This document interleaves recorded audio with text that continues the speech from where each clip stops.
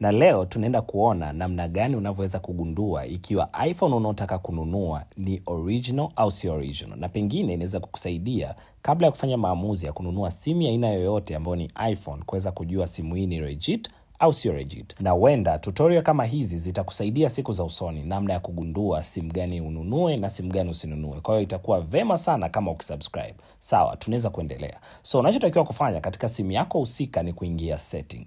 Baada ya kuingia setting, katika option kadhaa utakazokutana nazo, basi unapaswa kutafuta option ambayo imeandikwa general.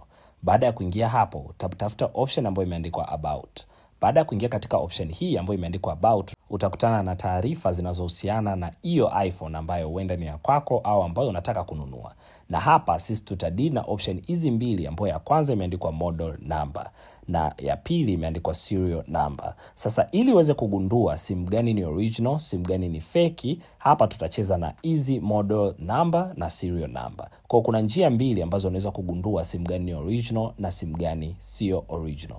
Ni kwa kutumia model number na serial number. So tukianza na model number, ikiwa utakutana na hiyo simu ina model number ambayo inaanzia na M, inamaanisha simu hiyo ni mpya. Yani huyu anayekuuzia basi ameichukua simu ile ikiwa non-active, yani haijafanyiwa kitu chochote ile simu. Lakini kama utakuta ile simu ina leta F, yani inaanza na leta F, inamaanisha ile simu ni refurbished. Yani kuna baadhi ya products ambazo zimetolewa. Hapa tunazungumzia vifaa kama battery za hiyo simu, vifaa kama display yani kioo na mengine mengi ambayo yanapatikana, ambayo yanaweza kubadilishwa kwenye simu.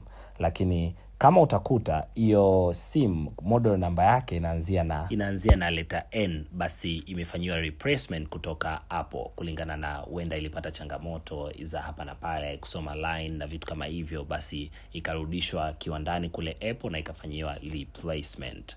Kwa ni hivyo. Na njia nyingine ni kutumia serial number ambayo tuliona pale. Sasa unachotakiwa kufanya baada ya kuwa umeingia hapo kwenye hiyo setting na ukaingia kwenye general, ukaingia tena about, basi utakachotakiwa kufanya ni kucopy ile serial number. Baada ya kuwa umeicopy, unachotakiwa kufanya ni kurudi nyuma and then tafuta application ya Safari au huenda ni Google au Chrome, alafu tafuta website hii ambayo imeandikwa checkcoverage.apple.com. Hii ni official website kutoka kwa Apple wenyewe ambao wameiweka ili watu waweze kukagua simu zao, warranties na 20 au kubook appointment, kutuma kifaa ili kiweze kufanywa marekebisho na mambo kama hayo. So baada ya kuingia katika website hiyo, utaiona sehemu hii ambayo inakutaka kuweza kuweka ile serial number. So utaweka ile serial number then utaconfirm kwamba you are not a robot ili uweze kupata access ya kuendelea na ile serial number. So baada ya kuwa umeendelea na ile serial number, itakuletea coverage ya simu nzima, taarifa zinazohusiana na ile simu,